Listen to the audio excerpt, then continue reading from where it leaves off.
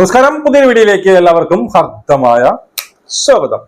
Actor ബാലയെ കുറിച്ച് ഇന്നലെ ഗുരുതരമായ ഒരു ആരോപണമാണ് നമ്മുടെ അമൃത സുരേഷ് ഉന്നയിച്ചിട്ടുണ്ട്. അതായത് തന്റെ കൊച്ചിന്റെ പോളിസി പൈസ എല്ലാം വിഡ്രോ ചെയ്തുകൊണ്ട് തന്റെ ആകെക്കൂടി ഉണ്ടായി കൊടുത്തിരുന്ന സംഭവമെല്ലാം പുള്ളി അടിച്ചു മാറ്റിക്കൊണ്ട് പോയി കോടതിയിൽ എന്ത് ചെയ്തു, തെറ്റിദ്ധരിപ്പിച്ചുകൊണ്ടുള്ള കെട്ടിച്ചമച്ച രേഖകൾ കാഴ്ചവെച്ചു കൊടുത്തു എന്നൊക്കെ പറഞ്ഞുകൊണ്ടുള്ള ഒരു ഗുരുതരമായ ഒരു ആരോപണം പിന്നീട് അമൃത പറഞ്ഞിട്ടുണ്ടായിരുന്നു. അതിന്റെ മറുപടിയായിട്ട് പിന്നീട് ബാല അവിടെ ഇവിടെ തുടങ്ങി എനിക്കിതൊന്നും പറയാൻ പറ്റത്തില്ല, ഇനി കോടതിയിൽ ഉത്തരവ് കൊണ്ട് തേങ്ങ വാങ്ങിയെന്നൊക്കെ പറഞ്ഞുകൊണ്ട് ബാല അവിടെ കിടന്ന് ഉരുണ്ട കളിക്കുന്നുണ്ട്. ഇപ്പൊ എല്ലാത്തിനും മറുപടിയായിട്ട് എന്താണ് ആക്ച്വൽ സംഭവിച്ചത് എന്നുള്ളത് അഭിരാമി, അതായത് ഈ പറയുന്ന അമൃതയുടെ സഹോദരിയായ അഭിരാമി ഇപ്പൊ ഒരു വോയിസ് വിട്ടിട്ടുണ്ട്. ആ വോയിസ് വിവി ഹിയർ എന്ന് പറയുന്ന യൂട്യൂബ് ചാനലുണ്ട്, നിങ്ങൾ പോയി കാണുക. എന്തായാലും ഞാൻ ആ വോയിസ് ഇവിടെ ഞാൻ കൊടുക്കാം, നിങ്ങൾ കംപ്ലീറ്റ് ആക്കി കേൾക്കണം. A to Z ആരാണ് ബാല നിങ്ങളത് കൃത്യമായിട്ട് അറിയാൻ സാധിക്കും. ഈ പറയണ പോലത്തെ ഒരു സംഭവമല്ല. ഈ ആൾക്കാർ പറഞ്ഞുണ്ടാക്കണ പോലെ മോൾക്ക് എന്താണ് അച്ഛനെ വേണ്ടാത്ത മോള് പിന്നെ ചേച്ചീനെയും എന്തൊക്കെയോ പറയണത്. ആലിമണി പരിപാടികൾ അതൊന്ന് അതിനകത്തേക്ക് മനഃപൂർവ്വം ഫോക്കസ് പ്രോബബ്ലി PR പരിപാടി വെച്ചിട്ട് അങ്ങോട്ടേക്ക് ഫോക്കസ് തിരിക്കണായിരിക്കും. എനിക്കറിയില്ല, കാരണം അങ്ങനെ ചെയ്താലാണല്ലോ അതിന്റെ മറവിൽ നിൽക്കാൻ പറ്റുള്ളൂ. ഇത് മുമ്പുണ്ടായിരുന്ന കേസ് ഉണ്ടല്ലോ, അത് ക്വാഷ് ചെയ്യാൻ വേണ്ടി, അതായത് ഇപ്പം നമ്മളൊരു കേസ് കൊടുത്തു ഒരാൾക്കെതിരെ, അയാള് ആ കേസുമായി ബന്ധപ്പെട്ടിട്ടുള്ള കുറെ ഡോക്യുമെന്റ്സ് സബ്മിറ്റ് ചെയ്യണം അവരുടെ സൈഡ് തെളിയിക്കാൻ വേണ്ടിയിട്ട്. അപ്പോൾ അതുപോലെ അവരുടെ സൈഡിൽ നിന്ന് വന്നിട്ടുള്ള കോടതി സബ്മിറ്റ് ചെയ്തിരിക്കുന്ന, ഹൈക്കോർട്ടിൽ സബ്മിറ്റ് ചെയ്തിരിക്കുന്ന ഡോക്യുമെന്റ്സ് നമുക്കും എതിർകക്ഷിക്കും കോപ്പി കിട്ടും. അപ്പം അങ്ങനെ കിട്ടിയിരിക്കുന്ന കോപ്പീസിൽ അവർ സബ്മിറ്റ് ചെയ്തതായിട്ട് കിട്ടിയിട്ടുള്ള, നമ്മുടെ കയ്യിൽ കിട്ടിയിട്ടുള്ള കോപ്പീസിൽ കുറേ വകുപ്പുകൾ ഉണ്ടായിരുന്നു. ഫസ്റ്റ് ഇതിനകത്ത് JJ ആക്ട്, അഗ്രിമെന്റ് ബ്രീച്ച്, അങ്ങനെ കുറേ കാര്യങ്ങളുണ്ടായിരുന്നു, ഉപദ്രവങ്ങൾ, അങ്ങനെ കുറേ സംഭവങ്ങളുണ്ടായിരുന്നു. അപ്പോൾ അതിനകത്ത് അഗ്രിമെന്റ് ബ്രീച്ച് ന്റെ കേസിലാണ് അവർ ഈ ഒരു സാധനം വെച്ചിട്ട് അവരുടെ സൈഡ് ബാധിക്കാൻ ട്രൈ ചെയ്തത്. പക്ഷെ അതിനകത്ത് ഒരു പേജ് 5ാമത്തെ പേജാന്ന് തോന്നുന്നു, കറക്റ്റ് 5th പേജാന്ന് തോന്നുന്നു. ഒരു പേജിൽ ഒരു പോർഷൻ പ്രോപ്പറായിട്ട് എഡിറ്റ് ചെയ്ത് ചേച്ചിയുടെ ഫേക്ക് സൈനും ഇട്ടിട്ട് വെച്ചിട്ടുണ്ടായിരുന്നു. അപ്പം അങ്ങനെ ഇത് വന്നപ്പോഴാണ് ചാനലുകാർ നമ്മുടെ അടുത്ത് ഇത് എന്താണ് സംഭവം എന്ന് ചോദിച്ചത്. ആ എഡിറ്റ് ചെയ്തിരിക്കുന്ന കാര്യമാണ് ഈ പറഞ്ഞ ഇൻഷുറൻസ് പോളിസിയുടെ, കുഞ്ഞിന്റെ പേരിലുള്ള ഇൻഷുറൻസ് പോളിസിയുടെ. അത് പിന്നെ ഈ കുഞ്ഞിന്റെ വീഡിയോ വന്നതിന് മുമ്പ് അത് കഴിഞ്ഞിട്ടല്ല അത് അയാള് വിഡ്രോ ചെയ്തത്. ഇതിന് മുൻപേ ഇയാൾ ഇതിന്റെ പ്രീമിയംസ് അടയ്ക്കാറുണ്ടായിരുന്നില്ല. ആക്ച്വലി കുട്ടീനെ കാണണം എന്നൊക്കെയുള്ള കുറേ കഥകൾ പറയുമല്ലോ. ഇയാൾ ഇതിന്റെ പുറകെ നമ്മളൊന്നും എന്താ പറയാ, അതിനൊരു രീതിയുണ്ട്. ഒരു ഡിവോഴ്സ് നടക്കുമ്പോൾ സാധാരണ ആൾക്കാരെ പോലെ അല്ലല്ലോ, ഒരുമിച്ച് ജീവിക്കുന്ന ഒരു കുടുംബത്തിൽ ഈ പറഞ്ഞ പോലെ അച്ഛനെ മോക്കെ പോകണമെങ്കിലും കാണാം, അങ്ങനെയൊക്കെ ഉണ്ട്. പക്ഷെ ഒരു ഡിവോഴ്സിനകത്തൊരു രീതിയുണ്ട്. പക്ഷെ പുള്ളി മനഃപൂർവ്വം പ്രോബ്ലംസ് ക്രിയേറ്റ് ചെയ്തിട്ട് നമ്മൾ ഇല്ലാത്ത സിറ്റുവേഷൻസ്, അല്ലെങ്കിൽ മനഃപൂർവ്വം ഫോൺ വിളിച്ച് ബഹളം ഉണ്ടാക്കുക, അങ്ങനത്തെയൊക്കെ മനഃപൂർവ്വം സ്റ്റേജ്ഡ് ആയിട്ടുള്ള കുറേ സിറ്റുവേഷൻസ് നമ്മളെവിടെയുള്ളതെന്ന് ഈ ഇൻഡസ്ട്രിയിലുള്ള ആൾക്കാർക്ക് തന്നെ അങ്ങോട്ടും ഇങ്ങോട്ടും ഒന്ന് വിളിച്ചു കഴിഞ്ഞാൽ തന്നെ അറിയാൻ പറ്റും. പിന്നെ വ്ളോഗ് ചെയ്യുന്ന ആൾക്കാരാണ്, ഇൻസ്റ്റഗ്രാമിലുള്ള ആൾക്കാരാണ്. അപ്പം നമ്മളില്ലാത്ത സമയം നോക്കി വിളിച്ച് പ്രശ്നങ്ങൾ ഉണ്ടാക്കുക, അങ്ങനത്തെയൊക്കെ പരിപാടിയായിരുന്നു. അതല്ലാതെ കോട്ട് കൊടുത്തിട്ടുള്ള ഒരു ഡെക്കോറത്തോടു കൂടെ എന്താ പറയാ, കറക്റ്റായിട്ടുള്ള മോളെ എനിക്ക് കാണണം, അതിനകത്തൊരു രീതിയുണ്ട്. അത് നമ്മൾ ഇട്ടിരിക്കുന്നൊരു എന്താ പറയാ ഫോർമാലിറ്റി അല്ല. ഇതിങ്ങനെയാണെങ്കിൽ നമ്മളതിനെ ബഹുമാനിച്ച് നമുക്കൊരു കാര്യം വേണമെങ്കിൽ, ജെന്യുവനായിട്ട് വേണമെന്നുണ്ടെങ്കിൽ അതിനെന്താ കുഴപ്പം? ഇപ്പം ഇന്ന ദിവസത്തിൽ എനിക്ക് കാണാൻ പറ്റുമെന്ന് വളരെ മാന്യമായിട്ട് ചോദിക്കുക. പറ്റുമെങ്കിൽ പറ്റും എന്ന് പറയും, ഇല്ലെങ്കിൽ ഇന്ന ദിവസം പറ്റില്ല അടുത്ത ഇത്. അല്ലാതെ വിളിച്ച് ബഹളം വെച്ച് എന്താ പറയാ, അങ്ങനത്തെ സീനൊന്നും അല്ല ചെയ്യണ്ടേ. അപ്പോൾ ഇത് നമ്മൾക്ക് ഈ റെസിപ്റ്റ് കിട്ടാത്ത സീനൊക്കെ വന്നത് ഒരുപാട് മുമ്പേ തന്നെ നമ്മൾ ശ്രദ്ധിച്ച കാര്യമായിരുന്നു. പക്ഷെ അല്ലെങ്കിലും കോടി തട്ടിയെടുത്തെന്ന് പറയുന്ന ഒരാൾ വെറുതെ ഇനി കൂടുതൽ കഥ പറയണ്ടല്ലോ എന്ന് വിചാരിച്ചിട്ടാണ് നമ്മൾ അതിൻ്റെ പുറകെ പോകാണ്ടിരുന്നത്. പക്ഷെ അതിപ്പോൾ സംസാരിക്കാനുള്ള റീസൺ എന്ന് പറയുന്നത്, മറ്റു കേസിൽ അവർക്ക് അവരുടെ സൈഡ് ബാധിക്കാൻ വേണ്ടി അവർ കോർട്ടിൽ കൊടുത്തിരിക്കുന്ന പേപ്പറിനകത്ത് ഇങ്ങനൊരു ഭയങ്കര എന്താ പറയുക ബ്രൂട്ടലായിട്ടുള്ളൊരു ഗ്രേവ് ആയിട്ടുള്ളൊരു ഫോർജറി നടന്നുണ്ട്. ഫേക്ക് സൈന് ഒന്നാമത് കോടതി കൊടുത്തൊരു സാധനമാണ്, രണ്ടാമത് ഫേക്ക് സൈന്. ആൻഡ് ആ പോർഷനാണ് ഈ പറയുന്ന കാര്യം. അല്ലാതെ ഇപ്പോൾ എന്താ പറയുക, ഈ ആൾക്കാരെന്ന് പറഞ്ഞാൽ നമുക്കറിയാലോ വിവിധ ഒറിജിനലാണോ ഫേക്ക് അക്കൗണ്ട്സ് ആണ്. പിന്നെ പെണ്ണുങ്ങളെപ്പോഴും ഒരുപാട് പേര് ഇങ്ങനെ പെണ്ണുങ്ങൾക്ക് ശത്രുക്കളായിട്ടുള്ളത് ഉണ്ടാവും. അപ്പം അവർ പറഞ്ഞിട്ടും കാര്യമില്ല, കാരണം കുറച്ച് ഈ ഇതിനകത്തൊക്കെ കണ്ണി പൊടിയിടാൻ വേണ്ടി നമ്മൾ കുറേ കാര്യങ്ങളൊക്കെ കാണിച്ചു കൂട്ടി കഴിഞ്ഞ് കഴിഞ്ഞാൽ നാച്ചുറലി സാധാരണക്കാർ നമ്മുടെ നാട്ടിൽ കൂടുതലും സാധാരണക്കാരുള്ളൂ അവരെയൊക്കെ പറ്റിക്കാൻ ഭയങ്കര എളുപ്പമാണ്. നമ്മളാണെങ്കിൽ പറ്റിക്കാൻ വേണ്ടിയിട്ട് ഉള്ള പരിപാടികളൊന്നും കാണിക്കുന്നില്ല. അതുകൊണ്ട് തന്നെ എപ്പോഴും എല്ലാവരും പറയും ട്രൂത്തിൻ്റെ ഫേസ് ഇസ് അഗ്ലി. അല്ലാത്ത എന്താ പറയുക, എല്ലാവരെയും സുഖിപ്പിച്ച് നിൽക്കുന്ന വേറെ ടീംസ് അവരങ്ങനെ ജീവിച്ച് പോയിക്കോളും. അപ്പോൾ ഇവിടെ അതന്നെ നടക്കണുള്ളൂ. പിന്നെ അയ്യോ വലിയ പുണ്യാളത്തി ഇതാവണോ അങ്ങനെയൊന്നുമല്ല. പിന്നെ ഇതിപ്പോൾ ഞാൻ ഇതിനകത്ത് ഇൻവോൾവ് ആയപ്പോൾ തുടങ്ങും ഇവൾ ഒറ്റൊരുത്തിയാണ്. അല്ല, അത് നാളെ സ്വന്തം വീട്ടിലൊരു പ്രശ്നം വരുമ്പോൾ ഒറ്റക്കെട്ടായിട്ട് നിൽക്കുമ്പോഴേ മനസ്സിലാവുള്ളൂ. പിന്നെ എൻ്റെ വീട്ടിൽ ഞാൻ എപ്പോഴും പറയണ കാര്യമാണ്, ഇപ്പം ഒന്നാമത് ഞങ്ങളുടെ ഫാദർ ഇല്ല. പിന്നെ എൻ്റെ വീട്ടിൽ കുറച്ച് സ്ട്രോങ് ആയിട്ട് സപ്പോർട്ട് കൊടുക്കേണ്ട റെസ്പോൺസിബിലിറ്റി ഉള്ള ആൾ ഞാനാണ്. ഒന്ന്, ഒരു ബ്രോക്കൺ മാരേജ് ഉള്ളൊരു സിസ്റ്ററുണ്ട്, ഒരു അമ്മയുണ്ട് ഹൂസ് നൗ 60+. എൻ്റെ അച്ഛൻ മരിച്ചുപോയി. അപ്പോൾ എനിക്കിതിനകത്ത് ഇച്ചിരി സ്ട്രോങ് ആയിട്ട് നിന്നേ പറ്റൂ. പക്ഷെ ഞാനങ്ങനെ കൂടുതൽ അപ്രണ്ട് വന്നാൽ വെറുതെ തന്നെ ആൾക്കാർ ചീത്ത വിളിക്കും, അത്രേ ഉള്ളൂ. അപ്പം ഈ ഒരു സീനിനകത്ത് ആൾക്കാർ വഴിതെറ്റിച്ച് ഇതിനകത്തേക്ക് കൊണ്ടുപോകണതിൻ്റെ റീസൺ എന്ന് വെച്ചാൽ ആൾക്കാരെന്ന് വെച്ചാൽ ആര് എന്തെന്നുള്ളത് നമുക്കറിയാലോ. വഴിതെറ്റിച്ച് കൊണ്ടുപോകണതിൻ്റെ കാര്യം നമുക്കറിയാം. ഇത് ഒരുപാട് മുമ്പ് കൊടുത്ത എന്ന് വെച്ചാൽ ഒരുപാടല്ല, ഈ മന്തിൽ കുറച്ച് നേരത്തെ കൊടുത്ത കേസാണ്. അപ്പം നാച്ചുറലി ഒരു സെലിബ്രിറ്റി റിലേറ്റഡ് ആയിട്ടുള്ള എന്തെങ്കിലും ഇത് വരുമ്പോഴത്തേക്കും മെയിൻ ചാനൽസ് നമ്മളെ അപ്രോച്ച് ചെയ്യുള്ളൂ. അപ്പം അങ്ങനെ വന്നപ്പോഴാണ് നമ്മുടെ ഇത്ര കാലം ക്ലാരിറ്റി കൊടുക്കാത്തതിൻ്റെ പ്രശ്നങ്ങളായിരുന്നു. അപ്പോൾ അതുകൊണ്ടൊരു ബൈറ്റ് കൊടുത്താണ് ചേച്ചിയുടെ വീഡിയോ.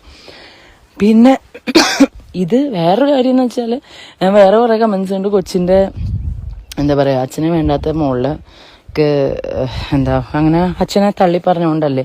അല്ല, ഇത് പുള്ളി മുമ്പേ തന്നെ ഈ കേസൊക്കെ വരുന്നതിന് 1-2 ഐ തിങ്ക് 2022 ആ സമയത്ത് പുള്ളി നൈസായിട്ട് ആരെ അറിയിക്കാതെ HDFCയിൽ വിളിച്ച് ഈ പ്രീമിയം ക്യാൻസൽ ചെയ്യുകയും എന്നിട്ട് നമ്മളതിനെപ്പറ്റി ഇൻഫോം ചെയ്യാതെ ആദ്യം പ്രീമിയത്തിലിട്ടൊരു എമൗണ്ടും കൂടെ വിഡ്രോ ചെയ്യുക ചെയ്തത്.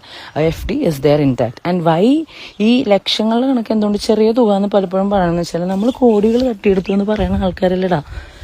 അപ്പോൾ അതിനകത്ത് നമ്മളെ എന്താ പറയുക, കോടികൾ വെച്ച് നോക്കുമ്പോൾ ഇതൊക്കെ ചെറിയ തുകയല്ലേ. ആൻഡ് ഞാൻ എപ്പോഴും പറഞ്ഞിട്ട കാര്യമുള്ളൂ, കോടികൾ തട്ടിയെടുത്തു എന്നൊക്കെയുള്ള കഥ പറയുന്നുണ്ടെങ്കിൽ അത് പ്രൂവ് ചെയ്യട്ടെ. അതിന് ബാങ്ക് സ്റ്റേറ്റ്മെൻറ്റ്സോ അല്ലെങ്കിൽ എന്തെങ്കിലുമൊക്കെ ഉണ്ടാവുമല്ലോ. അങ്ങനെ കോടികൾ ഇങ്ങനെ കയ്യിൽ വെച്ച് കിടക്കുന്ന ആൾക്കാരാണെങ്കിൽ ഇത് കള്ളപ്പണമായിരിക്കുമല്ലോ.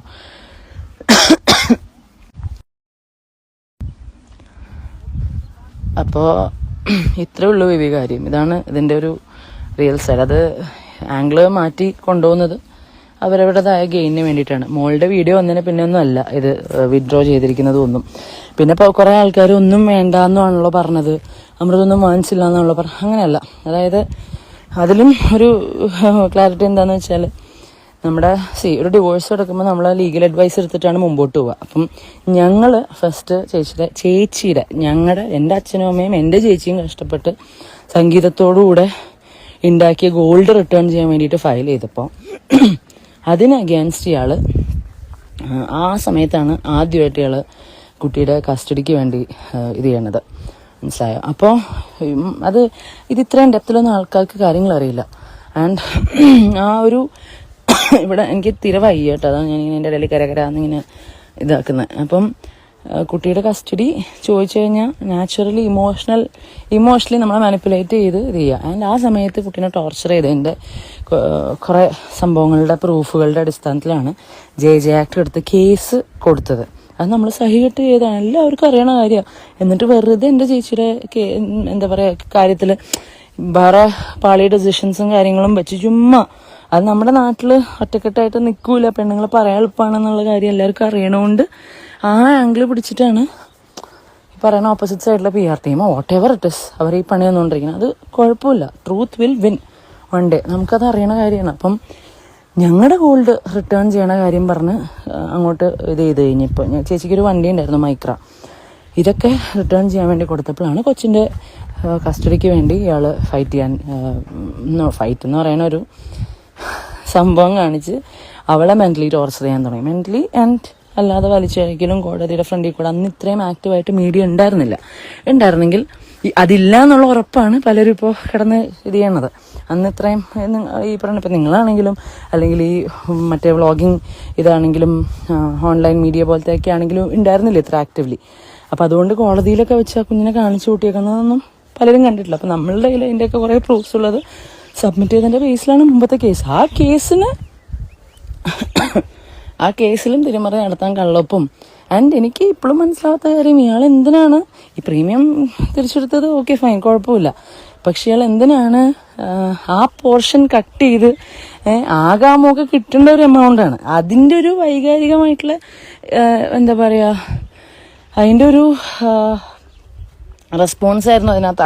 അതിൽ വിഷമമുണ്ടോ എന്ന് ചോദിച്ചപ്പോഴാണ് വിഷമമുണ്ടെന്ന് നാച്ചുറലി നമ്മൾ പിന്നെ അങ്ങനെയല്ലേ പറയുള്ളൂ. അല്ലാതെ ഈ വളച്ചൊടിച്ച് കാര്യങ്ങൾ എത്തിക്കാൻ നോക്കുന്ന പോലെ അല്ല. അതായത് ഇപ്പോൾ ഇൻഷുറൻസും പ്രീമിയവും വേണം എന്നുള്ളതല്ല ഇവിടുത്തെ പോയിന്റ്. ക്ലിയർലി ഇയാൾ മുമ്പ് ചെയ്തത് നമ്മൾ അറിഞ്ഞ കാര്യമാണ്. പക്ഷെ ഈ ബ്രീച്ച് ചെയ്തൊരു ഡോക്യുമെന്റ് കോടതിയിൽ സബ്മിറ്റ് ചെയ്തപ്പോൾ നമുക്കത്, കാരണം നമ്മുടെ മുമ്പത്തെ കേസുമായിട്ട് ഇതുള്ള നമ്മുടെ അഡ്വക്കേറ്റിനത് പുറത്ത് കൊണ്ടുവരാണ്ടിരിക്കാൻ പറ്റില്ല. അപ്പോൾ അത് നാച്ചുറലി ഇവരുടെ കേസ് ഇങ്ങനെ നിൽക്കണോണ്ട് ചാനലുകാർ ചോദിച്ചപ്പോൾ നമ്മൾ ഇത്രയും വർഷങ്ങളായിട്ട് ക്ലാരിറ്റി ഇല്ലായ്മയായിരുന്നല്ലോ പ്രശ്നം. അപ്പം അതുകൊണ്ട് അത് പറഞ്ഞതാണ് സംഭവം. അപ്പോൾ ഇത്രയേ ഉള്ളൂ വിധി. അതായത് ഞാൻ എൻ്റെ ലൈഫിൽ എനിക്ക് ചേട്ടന്മാരില്ല. എനിക്ക് ഭയങ്കര ആഗ്രഹമുള്ളൊരു കാര്യം, ഇത് പറയുമ്പോൾ എനിക്ക് ഇച്ചിരി വിഷമം വരുന്നുണ്ട്. ബട്ട് അത്രയും വലിയൊരു സ്ഥാനം കൊടുത്ത് ഞാനും എൻ്റെ അച്ഛനും അമ്മയും എൻ്റെ ഫാമിലി ഒരുപാട് പേടിച്ച് കയറിയ ഒരു ഇതായിരുന്നു. അതായത് അവരുടെ ഫാമിലിക്ക് അയാൾക്ക് ഇഷ്ടമാണെന്ന് പറഞ്ഞു. അത് ഫാമിലികൾ തമ്മിൽ സംസാരിച്ചു. അപ്പം ഞങ്ങൾ ഒരുപാട് വട്ടം ചേച്ചിയെടുത്ത് പറഞ്ഞു. പക്ഷെ ചേച്ചിയുടെ അത്രയും ചെറിയ പ്രായത്തിലുള്ള ഫസ്റ്റ് റിലേഷൻഷിപ്പ് ആയിരുന്നു. അതുകൊണ്ട് കല്യാണത്തിന് മുമ്പ് പോലും അവരെ ഉപദ്രവിച്ചൊന്നും ഞങ്ങളടുത്ത് പറഞ്ഞിട്ടില്ല. ഇത് പറയുമ്പോൾ എനിക്ക് കരച്ചിൽ വരും. ആൻഡ് അത്രയും വലിയൊരു സ്ഥാനം കൊടുത്ത ഒരാളാണ്. പക്ഷെ ഇന്ന് ഞാൻ ഏറ്റവും വെറുക്കുന്ന ഒരാളാണ്. കാരണം ഞങ്ങളുടെ ഫാമിലിനെ അത്ര ആൾ നശിപ്പിച്ചിട്ട് ഭയങ്കര പാവം എന്നുള്ള രീതിയിൽ എന്തിനാണ് അങ്ങനെ ഒന്നും അറിയാത്ത പോലെ അയാളെയും അയാളുടെ എക്സ് വൈഫായ ചേച്ചിയും ഞങ്ങളുടെ എൻ്റയർ ഫാമിലിനെ സ്വന്തം മോളെ വരെ ഭയങ്കരമായിട്ട് ഉപദ്രവിച്ചിട്ടുള്ള ഒരാളാണ്. എന്നിട്ട് അതിനെയൊക്കെ മറയ്ക്കാൻ വേണ്ടി ഇപ്പോൾ ഭയങ്കര നല്ല ആളെ പോലെ കാണിച്ച് കുറേ എന്താ പറയുക, കുറേ ആൾക്കാരെ ഹെൽപ്പ് ചെയ്യണ അതിനകത്തും നമ്മൾ കുറേ കാര്യങ്ങൾ ഞങ്ങളുടെ അടുത്ത് വന്ന് കുറേ ആൾക്കാർ കുറേ കാര്യങ്ങൾ പറഞ്ഞിട്ടുണ്ട്. പക്ഷെ ഇയാളുടെ അഗേൻസ്റ്റ് ഒരു റിവെഞ്ച് എടുക്കാനോ അല്ലെങ്കിൽ ഇയാളുടെ പൈസ ഒന്നും വേണ്ട, നമ്മളൊരു സൈഡിൽ കൂടെ മാറിപ്പോയതാണ്. ഇപ്പം പിന്നെയും ഈ പുതിയ ഇപ്പോൾ അറസ്റ്റായ കേസിൻ്റെ സീനിനകത്ത് പിന്നെയും ആ കൊച്ചുമായി റിലേറ്റ് ചെയ്തിട്ടുള്ള കാര്യത്തിൽ കള്ളത്തരം കാണിച്ചുകൊണ്ടാണ് പിന്നെയും നമുക്ക് സംസാരിക്കേണ്ടി വരുന്നത്. അല്ലാതെ നമ്മൾ നമ്മുടെ കാര്യം നോക്കി അയാളത് മര്യാദയ്ക്കുള്ള ഡോക്യുമെൻ്റ് കൊടുത്ത് മര്യാദയ്ക്ക് ഈ ഫൈറ്റ് ആഫ്റ്റർ ഓൾ സ്വന്തം മോളോടാണെന്നുള്ളത് ഓർത്ത് അയാൾ ചെയ്ത തെറ്റ് സ്വയം എനിക്കിതൊക്കെ പറയുമ്പോൾ ഭയങ്കര വിഷമം വന്നു.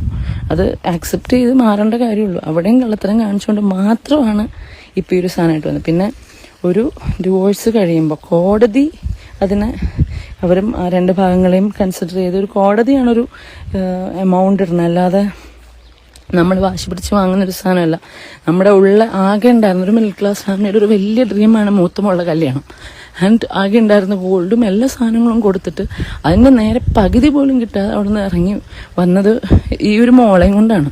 എന്നിട്ടും അത്രയും ആ കുഞ്ഞിനെ ഭാവിയിൽ ദ്രോഹിക്കുന്ന രീതിയിൽ കാര്യങ്ങൾ ചെയ്ത് ഇപ്പോഴുള്ള കേസിലും അങ്ങനെ ചെയ്തൊന്നും നമ്മൾ ആരും ഞാനൊന്നും അങ്ങനെ ചെയ്യണ ഒരാളെ ഞാൻ കണ്ടിട്ടില്ല, കേട്ടിട്ടില്ല. അപ്പോൾ കോടതിയായിട്ട് കൊടുത്ത ഒരു സാധനമാണ്. അതിനകത്ത് കള്ളത്തരം കാണിച്ചതിനെ പറ്റി മാത്രമേ പറഞ്ഞിട്ടില്ല. അല്ലാതെ ഇപ്പോഴും ഈ പറയണ ഇയാൾ ഇൻഷുറൻസ് വേണമെന്നോ ബാക്കി അടയ്ക്കാണ്ടിരുന്ന പ്രീമിയം അടക്കി ഇതൊന്നുമല്ല പറയണത്. ഇവിടെ ഇപ്പം പിന്നെയും സമാധാനമായിട്ട് സമാധാനമായിട്ട് ജീവിക്കുന്ന ഒരാളെ വെറുതെ സമാധാനം കളയുന്ന ഒരു സിറ്റുവേഷൻ അല്ല. ഈ സമാധാനമായിട്ട് ജീവിക്കുന്ന ആൾ എന്ന് പറയുന്ന ആളുടെ മറ്റേ ഒരു വശത്ത് അയാൾ പിന്നെയും നമ്മളെ തോൽപ്പിക്കാനോ സ്വന്തം മോളെ തോൽപ്പിക്കാനോ എന്തിനാന്ന് വെച്ചാൽ whatever it is fake ഡോക്യുമെന്റ്സും കാര്യങ്ങളൊക്കെ കൊടുത്ത് ആ മറ്റേ കേസും ജയിക്കാൻ വേണ്ടി കാണിച്ചതിനകത്ത് അതിൻ്റെ ഒരു റിയാലിറ്റിയാണ് നമ്മൾ പുറത്ത് ഉണ്ട്. പിന്നെ കുറേ കാലം മിണ്ടാണ്ടിരുന്ന ആൾക്കാരായതുകൊണ്ട് ഇപ്പം പേടി, എന്തെങ്കിലും ഒരു സാധനം വന്നു കഴിഞ്ഞാൽ തന്നെ അതിന് ക്ലാരിറ്റി കൊടുക്കണം എന്നുള്ളൊരു സാധനമുണ്ട്. ആ ഒരു മനസ്സിൽ അങ്ങനത്തെ ഉള്ളതുകൊണ്ടാണ് നമ്മൾ ഒരു ചാനലിനാണെങ്കിൽ ഒരു ചാനലിൻ്റെ എന്താണ് റിയാലിറ്റി. അപ്പോൾ അവരാണ് ചോദിച്ചത് ഈ കാര്യത്തിൽ വിഷമമുണ്ട്. ഒന്നുമല്ലെങ്കിലും ബയോളജിക്കൽ ഡോക്ടറാണ്. അപ്പം നമ്മളിങ്ങനെയൊക്കെ ചെയ്യുന്ന നമ്മൾ വിചാരിക്കണം കൂടിയില്ല, മനസ്സിലായോ? അങ്ങനെ ചെയ്യുമെന്ന് നമ്മൾ സ്വപ്നത്തിൽ പോലും വിചാരിക്കുന്നില്ല. അപ്പോൾ അതിനകത്ത് വിഷമമുണ്ട്. അല്ലാതെ ആ പ്രീമിയം എനിക്കും എൻ്റെ മോക്കും വേണം അല്ലെങ്കിൽ എനിക്ക് ഇനിയും പൈസ വേണം എന്നല്ല പറഞ്ഞിട്ടുള്ളത്. അതിലേക്ക് ഏതവനാണോ PR ടീം ആയിക്കോട്ടെ, എന്തോ ആയിക്കോട്ടെ, അതിനകത്ത് ഈ കാര്യങ്ങൾ വളച്ചു പിടിച്ചെത്തിക്കാൻ ആരാണോ ട്രൈ ചെയ്യണേ, ഒരു ദിവസം അവരുടെ ലൈഫിൽ അങ്ങനത്തെ ഒരു പോയിന്റ് വരും. മാസ്സായിട്ട് എന്താ പറയുക, അറ്റാക്ക് ചെയ്തിട്ട് ഭയങ്കര നമ്മളൊരു ഹെൽപ്ലെസ് പോയിന്റ് വരും. അപ്പോൾ അവർക്കത് അത് തിരിച്ച് കിട്ടും. അത്രേ ഉള്ളൂ.